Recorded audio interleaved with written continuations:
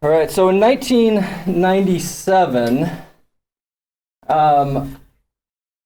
two evangelical theologians, Carl Mossler and Paul Owen. I know Carl, I don't know Paul very well. Exchanged some emails with them. Both very nice guys. They presented a paper at the Evangelical Theological Society, and we'll read a bit of it, but they said, we realize that what we say will not be welcomed by all, especially by some in the counter-cult movement. Some may criticize us for giving the Mormons too much credit and for being too harsh on our fellow evangelicals. However, much like testifying against a loved one in court, we cannot hide the facts of the matter. In this battle, the Mormons are fighting valiantly. In the evangelicals, it appears that we may be losing the battle and not knowing it. That was the title of their article. There are many evangelical myths concerning Mormon scholarship. The first is that there are few, if any, traditional Mormon scholars with training in fields pertinent to evangelical Mormon debates. This is simply false. It is a myth that when Mormons receive training in historiography, biblical languages, theology, and philosophy, that they invariably abandon traditional LDS beliefs in the historicity of the Book of Mormon, prophethood of Joseph Smith. It is a myth that liberal Mormons have so shaken the foundations of LDS belief that Mormonism is crumbling apart. It is a myth that neo-Orthodox Mormons have influenced the theology of their church to such a degree that it will soon abandon traditional emphasis and follow a path similar to the RLDS, Worldwide Church of God. These myths are based on ignorance and selective reading. And they come to a couple of conclusions. This is the second one, is that the Mormon scholars and apologists have, with varying degrees of success, answered most of the usual evangelical criticisms. Often these answers are adequately diffuse particular criticisms. When the criticism has not been diffused, the issue has been made much more complex. Third conclusion we come to is that currently there is, as far as we are aware, no books from evangelical perspective that responsibly interact with contemporary LDS scholarly and apologetic writing. In a survey of 20 recent evangelical books criticizing Mormonism, we have found that none interact with this growing body of literature. They had previous to this in the article gone through just some of the scholarship that's been put out, and this again in 1997, so it's been outdated since then. But yeah, define apologetic. To defend. Apologia is to defend something, and so that's what I say. Not all apologetics is scholarly. So you have anyone that tries to defend, and even it's a non-scholarly manner, you would call that apologetics. Only a handful demonstrate any awareness of the pertinent works. Many of the authors promote criticisms that have long been refuted. Some are sensationalistic, while others are simply ridiculous. A number of these books claim to be the definitive book on the matter. That they make no attempt to interact with contemporary LDS scholarship is a stain upon the author's integrity and causes one to worry about their credibility. They realize that their conclusions may be controversial, and they then defend them a little bit more and really appeal to the evangelical scholarly community to do a better job in their criticism of the LDS Church. They go through a number of examples that haven't been adequately refuted or even responded to in terms of chiastic structure of the Book of Mormon, Hebraisms, on and on and on, some of which we'll cover. Now, what's so interesting, this is 1997, the outcome of this article was the New Mormon Challenge, published in 2002, while the book itself is so-so, I did really appreciate the attitude in which it was undertaken. The writers in here attempt to not make these same mistakes in terms of how they interact with our work and with us as a people. They try not to intentionally misrepresent us and things of that nature.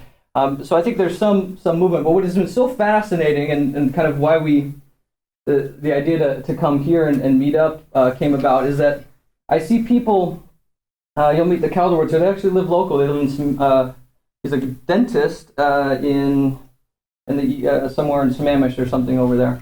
We have people of our faith that make almost the same mistakes. So we're going to just listen to a bit of, this is them being interviewed about their excommunication process, and then we'll look at just briefly some of his unanswered issues with the church. And what is fascinating is that his unanswered issues kind kind of are a mapping of the things that have been refuted for decades, if not longer. So I see this almost disconnect where some of the top critics of our faith understand our scholarship and our, the apologetics that we've produced better than our own members, and therefore kind of, and that's odd to me, right? It's a weird situation to be in. So I'm gonna let's see. Hopefully this will play. Let's see how the internet is. It's on YouTube, of course. So if it doesn't, I can provide the pertinent timing. Maybe it won't play with my internet. All right. Again, his story, the reason I chose them, they've been very open about their story, so I don't feel like I'm invading any privacy here. He was excommunicated, he says, because he was bringing up uncomfortable questions. And in this, he says he goes to the stake, and as part of the excommunication process, he says, we should be that stake that is on the forefront of this. And I guess what's odd is that he didn't really have, I don't think he was proposing a class like this because he didn't really have, he's not a believer anymore, so I'm not sure what he wanted the stake to be on the forefront of, just making sure people were comfortable. But again, they seem super nice, sincere people, and typical Mormon story, went on a mission, all those things. Said he never felt the Spirit when he would pray about the Book of Mormon, and he said, spent thousands of hours reading. He says, I spent thousands of hours reading, and I just wonder, what was he reading? This is the 7 main questions that he has, he says, that haven't been, he's been unable to resolve. He says, the 7 main church history problems I encountered, I tried to gain a testimony. Unfortunately, the more I learned, the more it fell apart. The questions arose that I couldn't answer in a faith-promoting way. He warns you that if you've not already processed all these historical facts, they will be very disturbing. You wonder how your church could have hid this. You'll quickly assume they must be lies, and then he's a little bit odd. He says that they're not lies, that they're either from church publications, journals, which is odd again, because if the church is hiding it, I'm not sure why we would be publishing in church publications and these type of things. But I think that's part of, why we're here too, is that the church isn't hiding this stuff. Everything's out there, and it's just fine.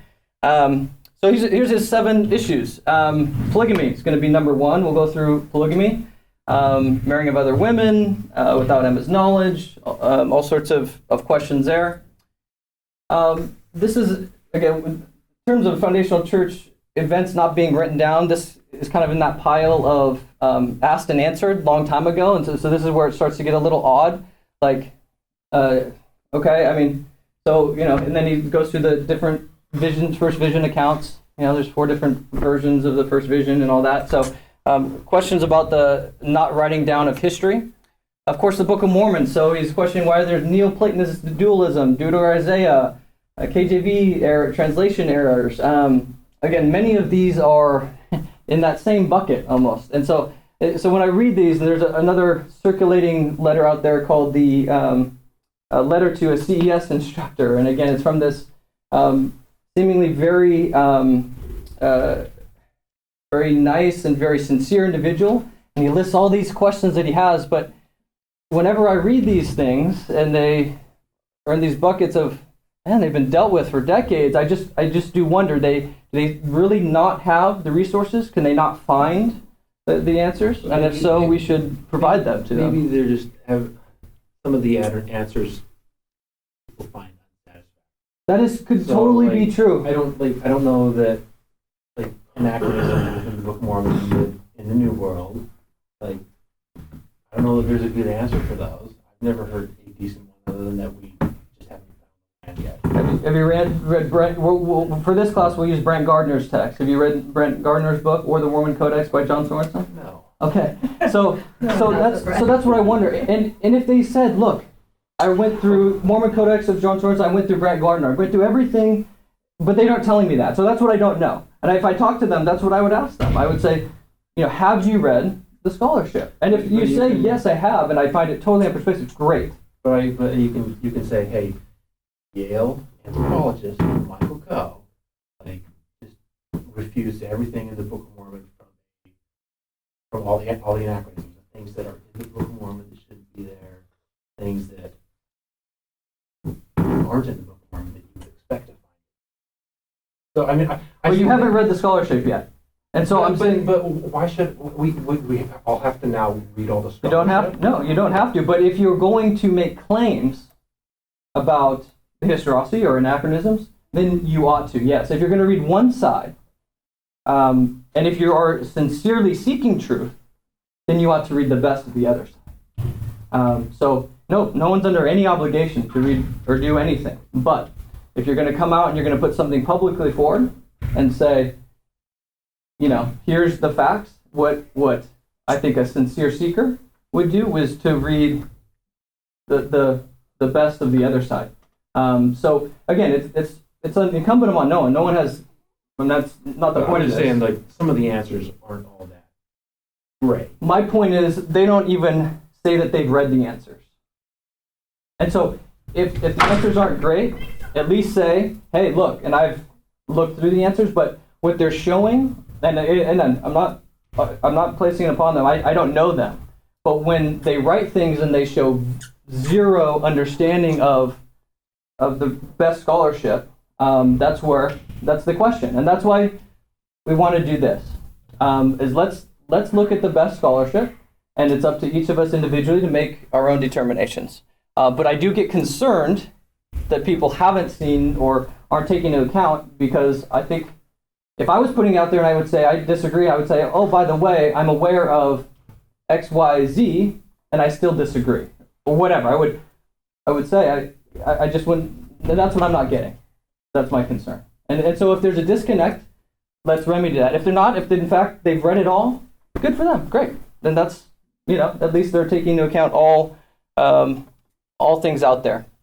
And then things like prophets speak. Why do they get things wrong? We'll talk about assumptions and why do some people look at prophets getting things wrong and that destroys them, and other people look at prophets getting things wrong and they have no problem with that? Well, that is based on our assumptions about what a prophet is and what a prophet does. And we have very different assumptions. And so the question is whose assumptions are right? Are prophets infallible, and do we teach that? Or do prophets make mistakes? And that's just fine. So for some of us, right, it doesn't matter. Of course prophets make mistakes, because we are fine with fallibility. So we'll talk about assumptions and what goes into these things. Book of Abraham. We'll walk through the Book of Abraham and temple ceremonies.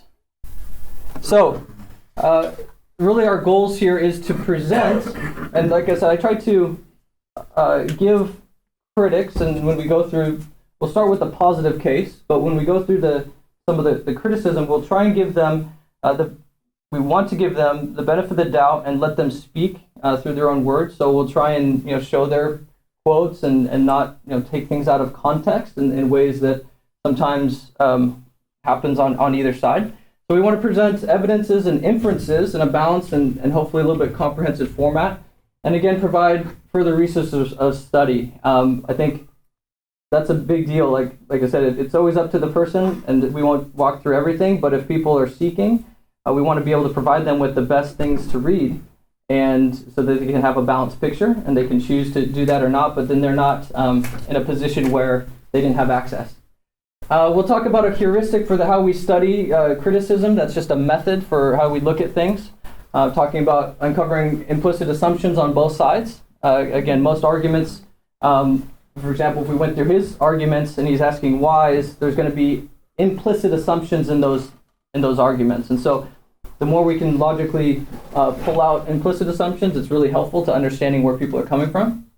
And a big thing is to be compassionate for anybody that's struggling with truth claims. And that's to be open with things, to say it's okay to ask questions. There is a lot of stuff out there, and we're all just kind of fellow travelers and friends, and it's okay to be whoever we are. And so when we're dealing with history, when we're dealing with people, understanding that they're all just people like us and with flaws and all of that. So everyone's seen the outline. If there are things that are not covered in the outline that are questions for you, just please email me, and I have my email, and there's a place for actually anonymous questions that I will make live. Yeah? Well, I have a question, sorry to interrupt. Is this broken out into days, like first day, second day, third day? No, because I've never done this, so I don't know how long. I was looking at it, and Yeah, I don't know like I'm gonna stop at 9:30 because I'll be on time, so like 8:30 and 9:30, and so I've got both of these today, and then I'm just gonna come prepared, and hopefully, and so there will be like next week I'll know what we got through today, and so to those interested, I can put together like a Facebook page or something. I'll be like, hey, next week we're gonna start on this, and hopefully we'll get to this, but I just don't know the pacing because I've never done it. So we don't know quite how many Tuesdays. We're just gonna kind of run it. Yeah, I just said like I'll just go until Cool. nobody shows up. So. Well, like, don't do it the week of Thanksgiving. Yeah. Any days I'm on vacation. Christmas Day. Yeah. Tyler will be here. And we should be able Let's to chop this into chunks related to topics and then upload it on the internet for video. So if you Yeah. want to just see it. So like I said, we'll start with the positive case because oftentimes in these conversations the positive case gets lost, and so we'll start with the witnesses and how powerful they are. We'll go through the positive case, and then and in fact while we're going through positive case, we'll intermingle some criticism. So in fact we'll go through some anachronisms during the Book of Mormon section, for example. So we'll walk through, and for each of these, again, we'll have a couple of the books, a couple of things that will be our source materials. Nothing that I'm presenting here is like original research that has never been published. It's all accessible either in book or usually sometimes for free online, sometimes in books. And so we'll publish that as well. So we'll go through a Book of Mormon, Book of Abraham, Ancient Rituals Restored, Ancient Doctrines Restored, including Theosis, the Baptism of the Dead, Corporeal Gods, Sister Trinity, Problem of Evil. Walk through the criticisms. I broke them down into theological issues and historical issues with Joseph mainly, and then some with Brigham and successors, including the priesthood ban, racism, Meadows. So, as I said, if there are things that aren't covered, everyone should have access to this. Questions are always welcome during the session, anytime I email, and I will make this, publish this when I get home, so you can actually go here and do it anonymously if you're concerned about, raising your hand or whatever. That's totally anonymous in terms of you can pop in any questions or comments on that website. Any questions so far? I get two more definitions. I'll just be the dumb one here. Let's define heuristic. Oh, sorry. I thought I said that. stand quietly that one. I don't know. I'll just. It's a process or method. So for how to do something that you can do over and over, regardless of the circumstance. And so there's a nice heuristic. If you always have this way of breaking down something that even if you've never encountered it before, you can maybe use it. What about the Anachronisms are something that are out of place for what a text claims to be. So if I wrote in the 1950s and I mentioned the internet, that would be an anachronism. Okay. So we're going to start a little bit at the beginning. Sorry, another big word, epistemology. Epistemology is Greek episteme, knowledge, and ology, logos, either study of, right? Logos is the word. John 1:1, the word, that's the word they use in Greek. The word is logos. So it can be used in a number of different ways, the word, but ologies are study, biology, right? That's where it comes from. So it's a study of knowledge and justified belief. So it's not what we believe, which we'll get to, but it's how we believe, how we understand knowledge. Because we find in our day and age that a lot of the criticism aren't necessarily from the evangelical perspective, it's from an atheist or agnostic perspective, especially in our location in the United States. We're in the South, it'd be a little bit different. So for the purposes of this class, how would you differentiate agnostic? Functionally, they end up being the same in terms of how they live their life normally. But an atheist, especially nowadays with the rise of new atheism, is associated a little bit more with aggressive atheism. So agnostics in classical is I don't know, and do what you will and I don't know, you suspend belief. That's agnosticism. Atheism is I reject the idea of deity, of God. Like sure. Yeah. Well, in ancient. Kind of you said issue. Yeah. Ancient days, there wasn't much atheism in ancient times. We'll get to that as well. That culture and religion were intertwined with politics and everything. By being an ancient person, you were religious in a sense. Atheism really doesn't come about really until Enlightenment, until 1500s or so. So this is, again, getting to the Enlightenment, kind of a classic definition of knowledge. This is Evidentialism. It is wrong always, everywhere, and for anyone to believe anything upon insufficient evidence. Clifford's famous, David Hume, great thinker, right? Had big impact on lots of different areas of thought. Bertrand Russell, also a great mathematician. This sounds great, but what they mean by this is the following. A proposition P is rational if and only if P is self-evident, evident to the senses, or incorrigible, or if P can be inferred from a set of propositions that are self-evident, evident to the senses, or incorrigible. So, self-evident. Self-evident are like laws of logic that once you understand them, you agree with them. So, equals equals equals. And you might go, oh, but if you just break it down and go 4 plus 4 equals 4, I mean, anything so it's really a small set of things in our life, right? It's laws of logic and arithmetic. Some metaphysical principles, like an object can't be read all over and below over at the same time, right? So it has to be either self-evident, evident to the senses, one of the 5, touch, taste, smell, and even that some people throw out because you can be deceived by color, for example.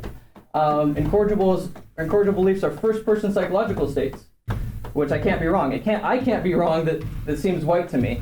It may actually not be white, but I can't be wrong about the fact that it seems white to me. So an evidentialist will say, and things like this, statements which cannot be tested empirically are meaningless.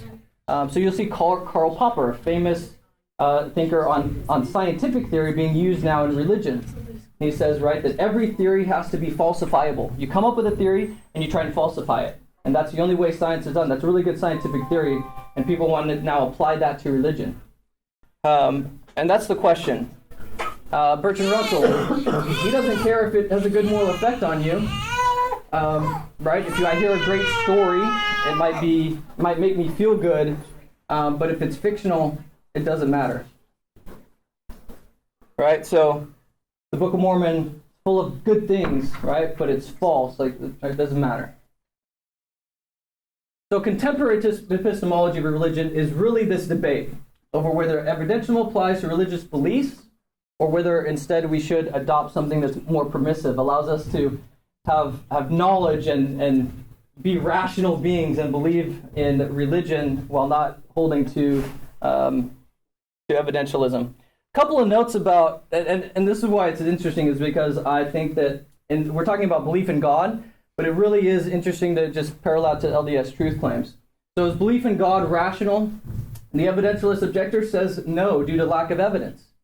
Theists who say yes fall into 2 main categories: those who claim that there is sufficient evidence, and those who claim that evidence is not necessary. And you think about that debate in terms of LDS Truth Claims, it kind of breaks down similarly.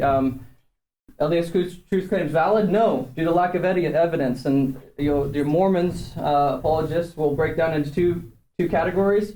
Yes, there is sufficient evidence, or evidence isn't necessary. So it kind of has an interesting parallel. There are obviously people that disagree with evidentialism. So Reformed epistemologists contend that evidence is not necessary to ground rational belief in God, but belief in God can be grounded in religious experiences. That's oftentimes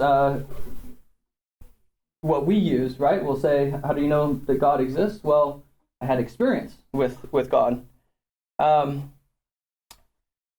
Ideas claim that God doesn't even belong in the realm of the rational. And so they actually say that just don't even talk about what does reason have to do with Athens, right? What does Jerusalem have to do with Athens? That's the idea of it doesn't. It's a totally separate category. So we shouldn't even talk about reason when we're talking about God. And of course, these people are widely condemned by those that believe in evidentialism. So that's really the debate contemporarily. Two interesting things about evidentialism. The first is that philosophers rarely play by their own rules. So there's actually very few philosophical positions that enjoy the kind of support that evidentialism demands of belief in God. And yet, these are treated rationally by philosophers all the time. So belief in other people's minds, the external world, correspondence theory of truth, we go on and on and on. None of these are self-evident, evidence of the senses, or incorrigible, or can be inferred from those. So what's interesting to me is that if many times philosophers will, again, they want to press this as a demand on belief of God, and yet most of their work is done and they don't call this guy irrational because he's doing, mind philosophy of the mind or philosophy of truth, right? But they don't call them irrational, but they want to say the same thing, about the belief in God. The second thing is really interesting is that the question is evidentialism itself irrational? So go with me here. Again, evidentialism has to have three things. It has to be either self-evident. So upon understanding it, many people believe it's false, right? It doesn't compel you. It's not 4 equals 4. You can understand the proposition of evidentialism and believe it's false. So it's not self-evident. So back 4 plus 4 is equal to 8. 4 equals 4, sorry. 2 plus 2, 4. It's like mathematical stuff. I don't do math very well. Evidentialism is also not a sensory proposition, right? I can't see it, touch it, taste it, smell it, hear it. So it's not evident to my senses. And even if one should accept evidentialism, one might be wrong, right? It's not incorrigible. So classical foundationalism or evidentialism is not incorrigible. So that's a really interesting thing, right? So they say, you have to believe in this, and yet that proposition itself does not pass the test of rationality. Those are two interesting points that people that object to evidentialism often bring up.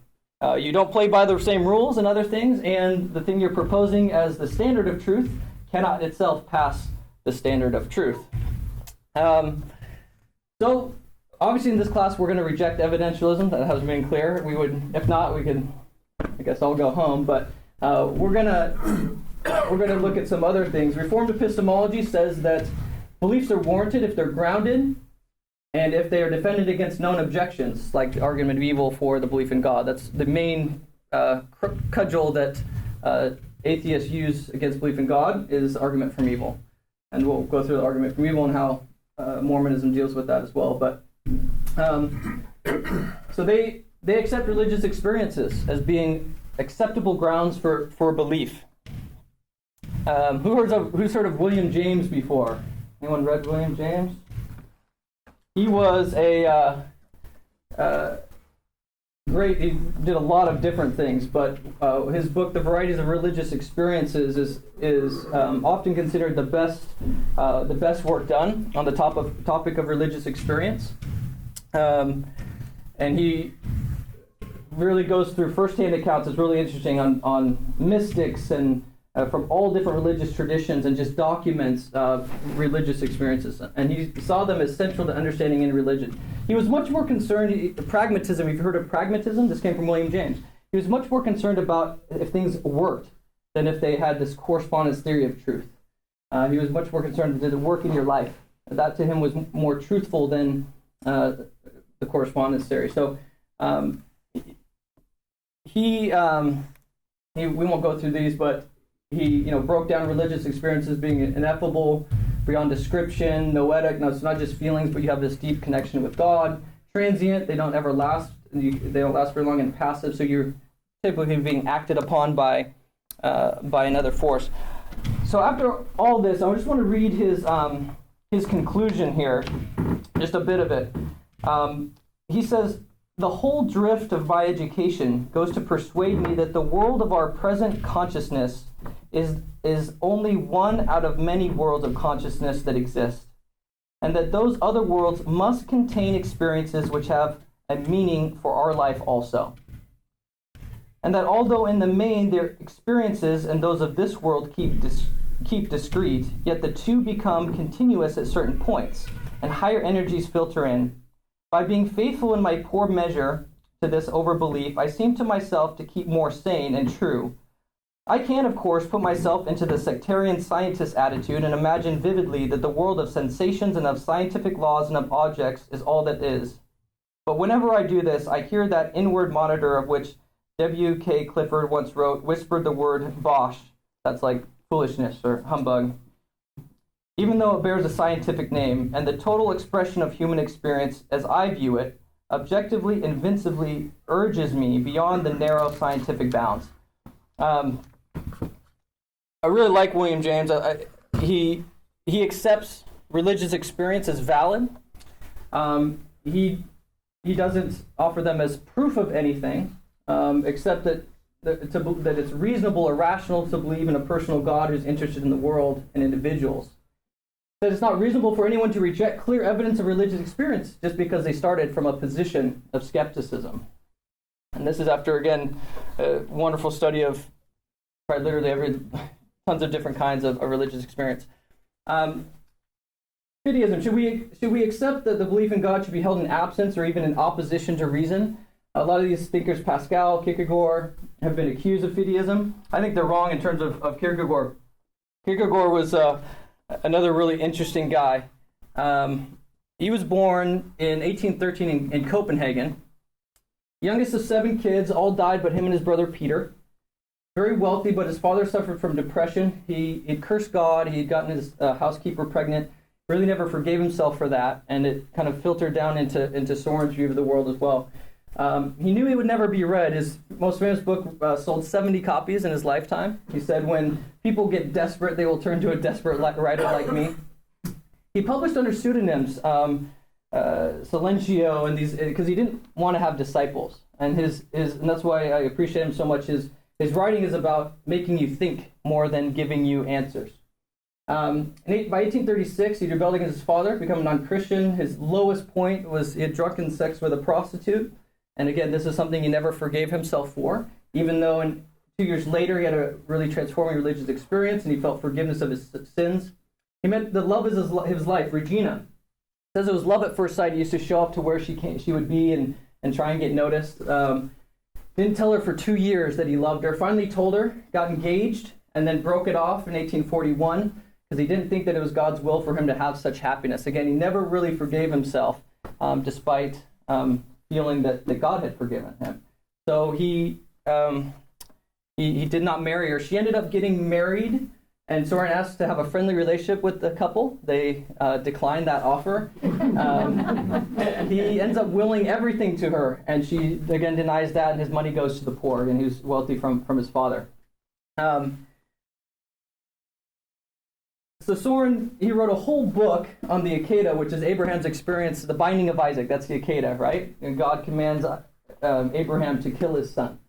The whole book, Fear and Trembling, is about that and different ways in which Abraham could have dealt with that command. And again, the idea of, was it rational? Was God acting rationally to, right? That's why he's accused of fideism, because he's obsessed with the idea that a true relationship with God, sometimes you have to deny rationality. And that's what's really interesting about his writing. So he says that infinite resignation is first that you give up everything for the love of God. And he actually says this doesn't even take any faith. He says that this is infinite resignation, just to give up everything, to be obedient, doesn't take any faith. This is what he says. Faith is preceded by a movement of infinity, the movement of infinity. Only then does faith commence, unexpected, by virtue of the absurd. So faith can only be had by virtue of the absurd. This I can certainly understand without consequently maintaining that I have faith. If faith is nothing more than the philosophy makes it out to be, then even Socrates went further.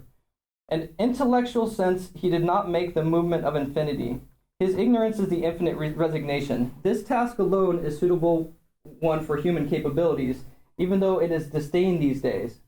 But only when this has been done, only when the individual has emptied himself in the infinite, only then has the point been reached when faith can break through. So in his idea, a true relationship with God can't even come until you're facing the abyss, until you have this expectation of getting back everything that you've been resigned, while staring at the impossibility of that. Where you know you're going to kill your son, but you have the faith that you're not going to lose your son. I mean, it's really staring that impossibility in the face. So, again, great thinkers that all disagree on what's rational to believe, on what is the amount of evidence that should be presented to believe, to people that think that you can't really believe unless you're faced with total irrationality. They're all wonderful thinkers. We're going to take the position that possibility of error is real. That we may or may not have been born into the LDS Church, but there's a possibility of error that's real, and there is large amount of religious disagreement, and so we should be concerned with evidence for and against. This is very similar to Reformed epistemologists. They say that belief begins with trust, not suspicion, right? So we can start with the belief that trust is okay, but we know we get things wrong, and our cognitive faculties are not infallible. So we want to trust the beliefs produced by your cognitive faculties in the appropriate circumstances, unless you have good reason to reject them. This is similar to what C.S. Lewis, that Elder Maxwell used to quote often. And British theologian, and speaking about C.S. Lewis, actually said it, but Elder Maxwell used to quote it a lot. The argument does not create a conviction. Lack of it destroys belief. What seems to be proved may not be embraced, but what no one shows the ability to defend is quickly abandoned. Rational argument does not create belief, but it maintains a climate in which belief may flourish. And so we're going to take this as the view of evidence and rationality that we'll presuppose for this class. And the reason is I don't really want to get into is this enough type arguments. That's a personal thing. And are you Kierkegaard, where again it should be irrational? Are you an evidentialist, and nothing but what I can see and touch, right? If I'm not seeing Jesus and touching him, it's not enough for me.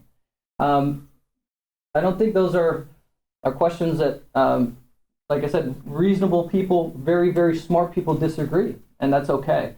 So we're going to take the position that we want to use rationality as a way where our individual belief may flourish. So I'm not going to be concerned with proving things to a level that is tailored to every which person. We'll lay out the evidence and the inferences, talk about the criticisms, the assumptions that go into those, and again, for me, there's unbelievable amounts of rationality that gives room enough for belief to flourish in LDS Truth Claims, for me to be able to have an experience with God, for me to be able to give my life to something that is hard at times. But that's, of course, an individual thing. So we won't spend a ton of time saying, is it enough? Is it enough? Yeah. When you talk about the truth claims, is there controversy like within the church about what you're saying, or is it like externally? Like, is there, when you give the right answer or various answers, is that controversial within the church? It depends on which truth claim, but really the only truth claims that actually matter are three, and we'll go through these. But it's really Joseph Smith got plates of metal that he had with him for some period of time. Those were in some manner turned into English, and there was receipt of divine authority by Joseph and Oliver Cowdery. Really, those are the truth claims that matter, and so it's interesting because we'll go through Enoch, we'll go some things that circumstantially prove Joseph to be a prophet, for example, or evidences for that. But the truth claims that matter are really those three, and amongst the scholarship of the church and general church membership, there's not a lot of disagreement about those three things. Is there disagreement on the causes and justification for polygamy, absolutely. Is there still disagreement on whether or not the priesthood ban was just out and out racism or was justified by God? Sure, yeah.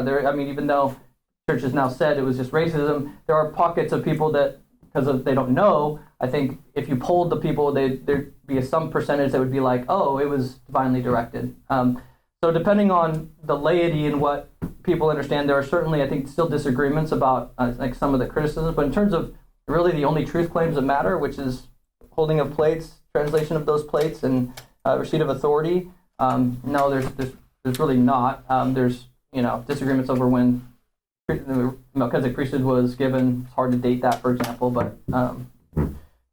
So just depends on the truth claim. But really, ultimately the ones that matter are those three. And then there's disagreements among others. I think as far as inside the church, the issue is, in the past, the approach was a narrative history, so emphasize the positive aspects of doctrine of people to build faith. But since the internet came along, now everything's out there, good and bad, and it's more or less people hearing new things for the first time, trying to grapple with it, like for Seer Stones or Joseph Smith's polyandry, stuff like that. It surprises people, so it really knocks them off their kilter a little bit. So Partly because in the past, there's prophets have said, oh, those things. right, I'm not aware. I don't think we ever preached out of God. Stuff like that. So, you hear President Hinckley say that, and you take him as a word, and then the internet comes out. So I think it's not just that, oh, we're hearing it for the first time, but it contradicts things that we've heard from our prophets. right. There's that level too. The quote is, it's quoted all the time, is Woodruff says that God never let a prophet lead him astray, and then what does that mean exactly? Some people will use the priesthood ban as a stick, saying, well, isn't this an instance where prophets led us astray? We'll get into all that. It's good stuff. It's good stuff. Like I said, it's these things. But what I want to get across is these things aren't new to those that have been writing about them for decades. We'll walk through some really good scholarship. We're right on time here. Our next, we'll jump right into different types of evidence, religious experience of other people. It's always good to kind of, when you're thinking about evidence and inference, to really, again, break down what exactly you're looking at. Are you thinking about a religious experience for yourself? Are you reading something that happened to someone else? Is it formal logic, like the ontological proof, argument from evil, that's actually against theism? Is it argument from physical evidence? Is it expert testimony, right? If someone says, I'm really smart, and I disagree, right? That's expert opinion, right? So you want to understand what's being presented because it bears on how you approach that. And there's different inferences you can make from physical evidence. Physical evidence is just a thing, right? You can argue different things from the existence of something. So we want to keep track of what's going on. But we'll jump right into the witnesses next week. Witnesses are fascinating men and women. We'll go through not only the formal but some of the informal witnesses to the Book of Mormon, to the plates. Talk about their experiences with those things, and anyway, that's where we'll start off. Like I said, anything that's not on there, hit me up, and looking forward to it. That's it.